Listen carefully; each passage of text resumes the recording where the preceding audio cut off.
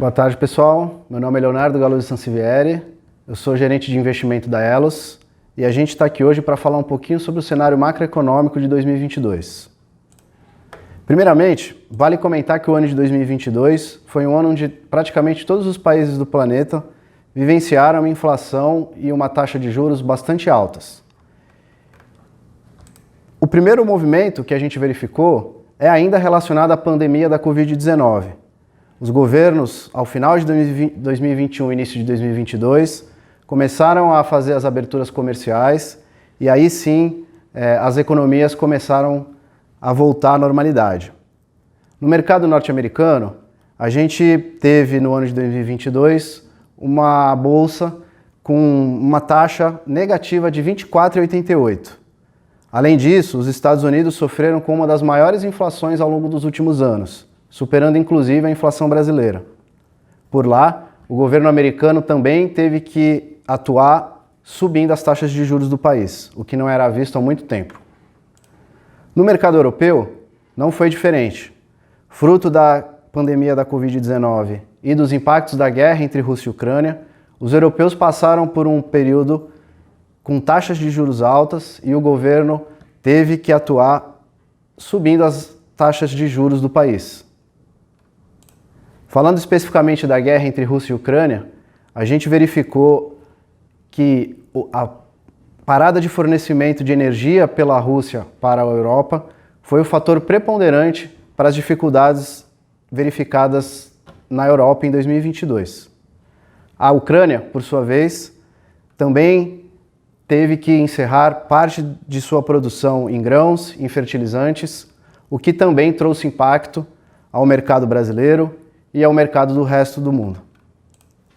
Falando sobre o Brasil, tivemos o ano de 2022, onde as taxas de juros tiveram uma escalada bastante alta a partir de fevereiro de 2022. As taxas iniciaram o ano em torno de 8% e encerraram com uma taxa de 12% aproximadamente. Isso foi necessário para que o governo conseguisse controlar a inflação, que em meados do ano atingiu o patamar de 11,89. Apesar disso, o IPCA em 2022 encerrou em torno de 6%. Quando a gente observa os principais indicadores financeiros em 2022, a gente verifica um CDI com taxas de 12%, o Ibovespa, que é um indicador relacionado à Bolsa Brasileira, com um retorno no exercício de 4,69%, e o PIB brasileiro com um crescimento de apenas 2,9%.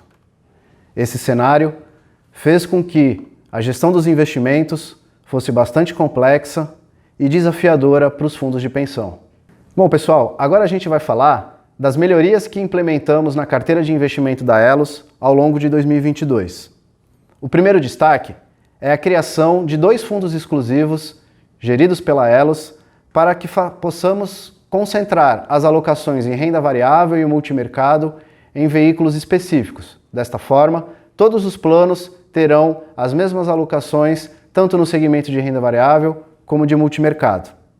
Outro destaque foi a diminuição de risco dos planos BDs, uma vez que aproveitamos as altas taxas de juros e compramos NTNBs com taxas acima da meta atuarial para marcação na curva. Este movimento traz menos volatilidade para as cotas do plano e auxilia na busca pela meta atuarial.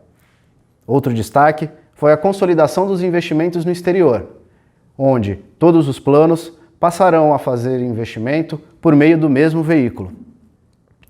Além disso, concluímos no final de 2022 a seleção de um novo fundo para a gestão dos caixas dos planos de benefício. Esse fundo de renda fixa, além de ter baixo custo, ele auxilia na dinâmica de pagamentos e recebimentos dos planos. Um outro destaque foi a alteração da consultoria de investimento, que, ao longo de 2022, pôde agregar no nosso dia a dia tecnologias como sistemas e apresentações para os nossos órgãos colegiados. Por fim, vale destacar o início da implementação do novo sistema de gestão de investimento. Esse sistema além de auxiliar na dinâmica da área de investimentos, também trará ao participante maior velocidade na prestação das informações. Por último, pessoal, eu gostaria de destacar que as decisões de investimento da Elos são pautadas pelas melhores práticas de governança.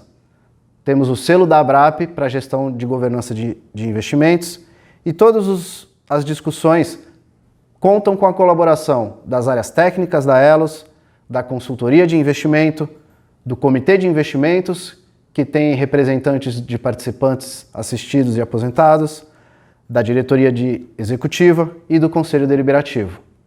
Agora, pessoal, a gente vai falar do desempenho do plano CD Eletrosul. Importante destacar que esse é o único plano que tem em sua composição a estrutura de perfis de investimento.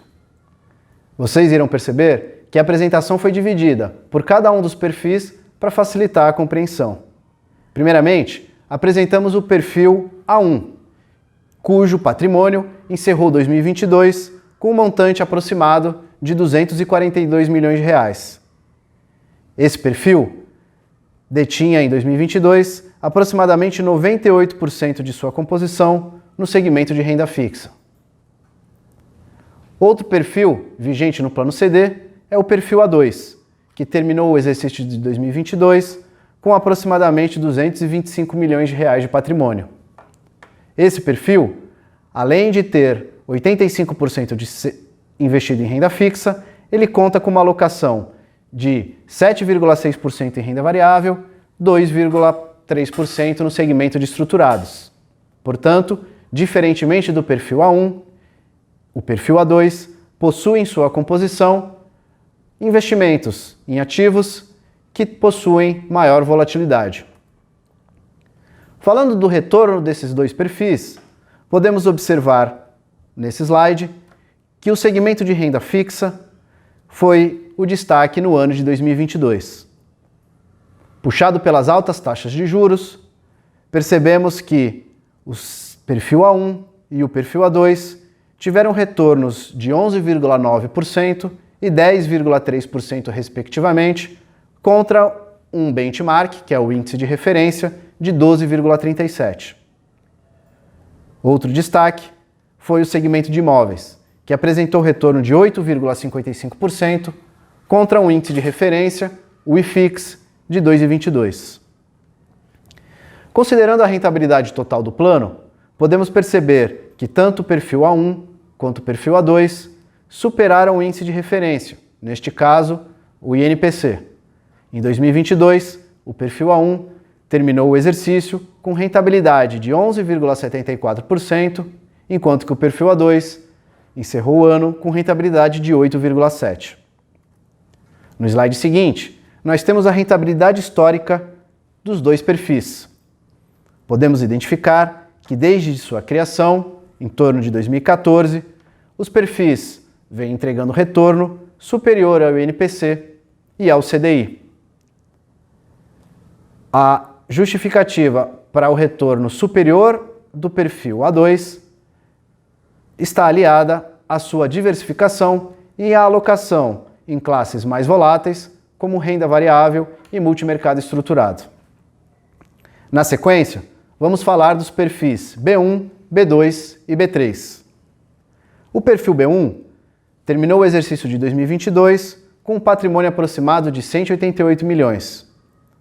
Neste perfil, tínhamos aproximadamente 8,4% alocados no segmento de renda variável, 3% no segmento de estruturados e a maior parte do plano, 84%, no segmento de renda fixa.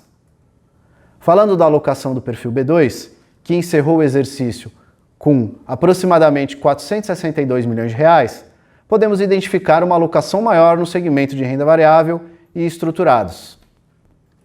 Por fim, o perfil B3 terminou o exercício com um patrimônio estimado de 97 milhões e uma concentração maior no segmento de renda variável e estruturados. Observando a composição desses perfis, podemos identificar que a maior parte deles possuíam alocação em renda fixa, mas com composições diferentes nos segmentos que trazem maior volatilidade para as cotas. Essa justificativa é importante para a gente poder observar no slide seguinte as diferenças de rentabilidade de cada um desses perfis ao longo de 2022. Apesar de terem apresentado retornos bastante semelhantes nas classes de renda variável e estruturados, podemos verificar que o segmento de renda fixa se diferencia quando observado o desempenho dos perfis. O perfil B1 apresentou em 2022, no segmento de renda fixa, um retorno de 10,4%, enquanto que o perfil B2 apresentou um retorno de 10,68%. A título de comparação, trouxemos para o slide os principais índices comparáveis para cada uma das classes de investimento. No caso de renda fixa, trouxemos a comparação do CDI, no caso de renda variável, o Ibovespa, no caso de estruturados, o IHFA, um índice de hedge funds, e nos imóveis, o IFIX. Para o segmento de exterior, o índice de comparação foi o MSCI World, que em 2022 apresentou um retorno negativo de 24%. Apesar disso, as alocações feitas pelos perfis no segmento de exterior apresentaram um retorno melhor do que o seu indexador de comparação. Falando um pouco da rentabilidade total, a gente pode perceber que o ano de 2022, apesar de ter sido muito desafiador, teve como resultado um desempenho para o perfil B1 de 8,67%, para o perfil B2 de 7,78%, superando o índice de referência, o INPC, e por fim o B3 com retorno de 5,93%. Observando agora a rentabilidade histórica dos perfis, que iniciaram em 2014, percebemos que a estratégia de diversificação vem atingindo seu resultado. Isso porque os três perfis, B1, B2 e B3, apresentaram nesse período retornos superiores ao INPC e ao CDI. Vamos falar agora da submassa BPDS. O BPDS encerrou o ano de 2022 com um patrimônio estimado de 86 milhões de reais. Diferentemente dos perfis que a gente verificou anteriormente, o BPDS tem alocação muito concentrada no segmento de renda fixa, nesse slide, em torno de 96%.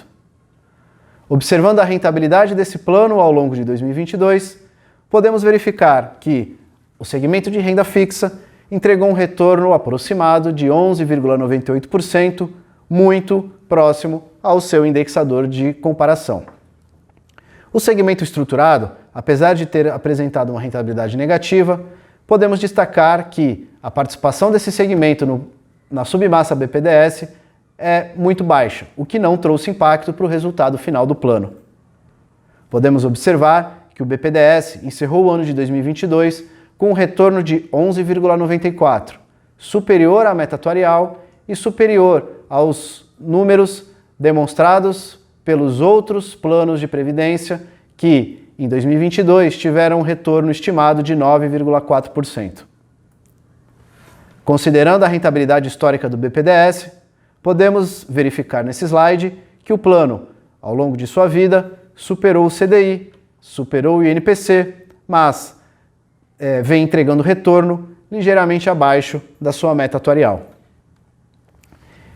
Era isso que tínhamos para hoje, pessoal. Muito obrigado e caso tenham dúvidas, por favor, entrem em contato com os canais de atendimento da Fundação.